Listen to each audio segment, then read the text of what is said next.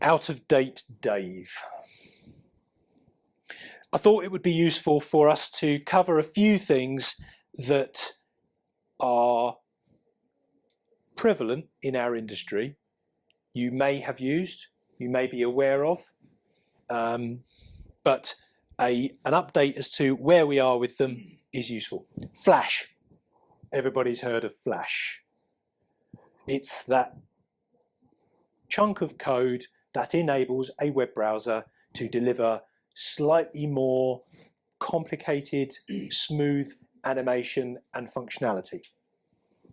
It was developed by Adobe, and it was done because at the time, the browsers, Internet Explorer and Firefox, and I think way back then, even Netscape,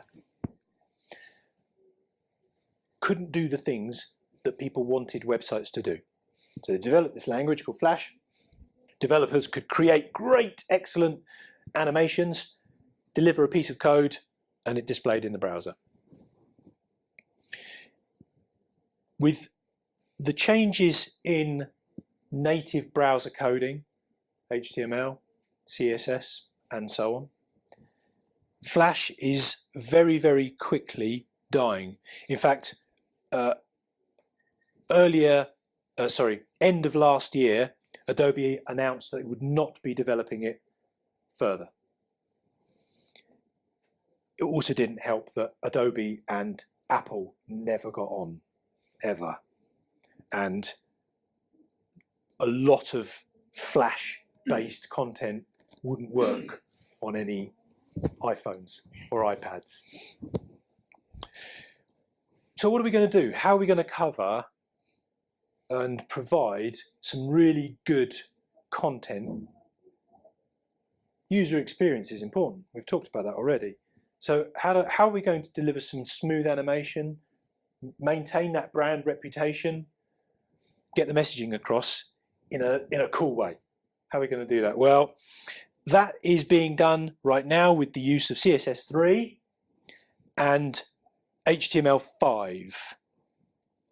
HTML5 and CSS3 are now able to do most things that Flash did. That, in addition with code libraries like something called jQuery, which I don't expect you to fully understand or be aware of right now, but it's a set of JavaScript-based tools that allow a developer to create very good, smooth functionality, and it looks good too. So CSS has gone from CSS to CSS3. HTML, as we knew it, has gone to HTML5. So the mixture of HTML5, CSS3, and jQuery, we're now able to do all the things that Flash did, but without the restriction on browsers and devices. All of these things work cross-platform, cross-browser. So we haven't got that issue of arriving at a website and seeing the grey box with the funny little jigsaw shape thing that the Flash thing is broken. Or you require a shockwave plugin. Gone. JavaScript is one of the languages of the internet that allows really good interaction between the web user, the browser, and the website server. It allows good, complicated functionality.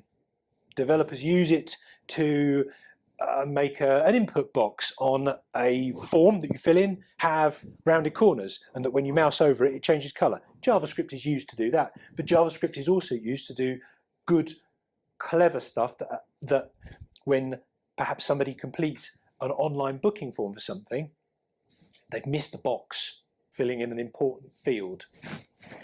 JavaScript will be the bit that goes, hey, wait a minute, that field's empty, you can't submit it yet.